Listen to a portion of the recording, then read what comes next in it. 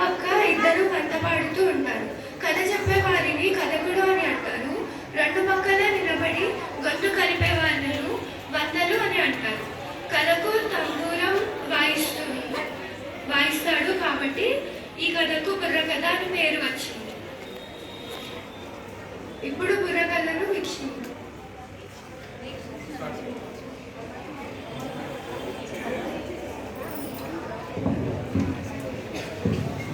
శుభోదయం అందరికీ.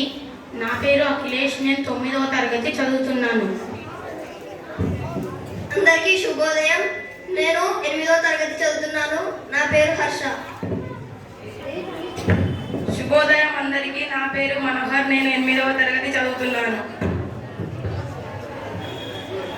చదువునిచ్చే సరస్వతి తల్లి చల్లగా చూడమ్మా, తందానా దేవనందనానా, వీరజనాని భర్తమతకు వందనలోయమ్మా, తందానా దేవనందనానా, జిఎంఎస్ విద్యాలయానికి స్వాగతమోయమ్మా, తందానా దేవనందనానా, తరికిట జుంటరిత. ఏదైనా చదువు మొదలుపెట్టేటప్పుడు బ్రహ్మ, విష్ణు, మహేశ్వరులను లేదా వినాయకుడిని తలుచుకుంటాం. కానీ నువ్వు జిఎంఎస్ అని చదువుల తల్లి అని తలుచుకున్నావు. మరి ఈరోజు మనం ఏం చెప్పుకోబోతున్నాం? ఈరోజు మనం బుర్రకథ చెప్పుకోబోతున్నాం. అసలు బుర్రకథ అంటే ఏంటి? బుర్రున్నోడు బుర్ర లేనోడికి చెప్పేదే బుర్రకథ. అరే ఎంత మాట అన్నావు? ఈ మెడలో ఏముంది? నా మెడలో ఏముంది? అదే మరి. తన మెడలో ఏముంది? అదే మరి. బుర్రున్నోడు బుర్ర లేనోడికి చెప్పేదే బుర్ర కదా. అయితే ఇప్పుడు మనం ఏం కథ చెప్పుకోబోతున్నాం? చెప్పేదా విను. రమ రవణ యుద్ధము కాదోయి, తందానా దేవనందనానా, పూర్వరాజుల కథ ఇది కాదోయి, తందానా దేవనందనానా, తరిగిట తరిత. నువ్వు చెప్పిందంతా బాగుంది. ఆ కథ కాదు, ఈ కథ కాదు, మరే కదా? నువ్వు చెప్పదలుచుకున్న కథ చెప్పేదవా లేదా ఊరికే కాలయాపన చేసేదవా? చెప్పేదా విను. ఈరోజు నేను ఒక మంచి విషయాన్ని గురించి చెప్పబోతున్నాను. అదేమిటంటే జిఎంఎస్ విద్యాలయాన్ని గురించి చెప్పబోతున్నాను. అందుకేనా నువ్వు జిఎంఎస్ జైజైలన్నావు? అవును, ఇక్కడ చదివే పిల్లలందరూ ఎంతో ఆనందంగా ఉంటారు. ఎందుకు?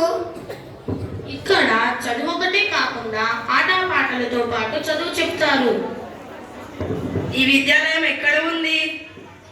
ఈ విద్యాలయం అలీప్ వద్దన కేబిఎన్ ఫ్రెష్ పైన ఉన్నది. ఇది ఎంతో ప్రసిద్ధి చెందిన విద్యాలయం. పేరు పొందిన విద్యాలయమా? అవును, ఇక్కడ గురువు మరియు శిష్యుల మధ్యలో ఎంతో మంచి సమన్వయం ఉన్నది. మంచి సమన్వయం ఉన్నదా? అవును, ఇక్కడ పిల్లలందరూ సురక్షితంగా అమ్మ ఒడిలో ఉన్నట్టుగా ఉంటారు. అమ్మ ఒడిలో ఉన్నట్లు ఉంటుందా? భలే భలే.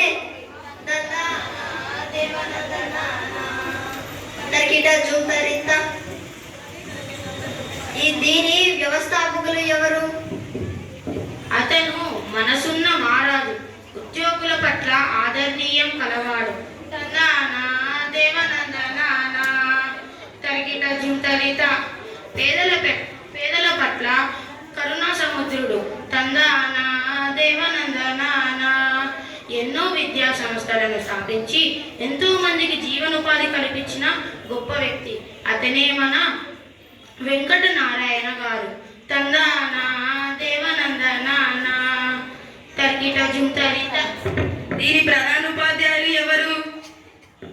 సమయ పాలనకు మారు పేరు తను. హిమ అంటేనే మంచు. అలాంటి చల్లని మనసు కలిగిన శ్రీమతి హైమావతి మేడం గారు.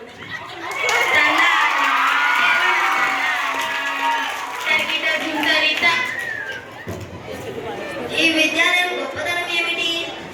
ఇక్కడ గురువులు ఎంతో కష్టపడి విద్యార్థులందరినీ అన్ని రంగాల్లో పట్టు సాధించేటట్టుగా కృషి చేస్తారు. నా దేవనందనానా, తరిగిట తరిగిట జూతరిత. ఈ విద్యా సంవత్సరంలో 10వ తరగతి ఫలితాలు ఎలా వచ్చాయి? విద్యార్థులు 100% ఉత్తీర్ణత సాధించారు.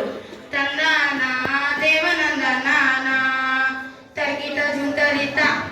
ఈ విద్యాలయం ఎంతో అభివృద్ధితో ముందుకు సాగాలని కోరుకుంటూ ఇంతటితో ఈ బుర్రకథను ముగిస్తున్నాం. ధన్యవాదాలు.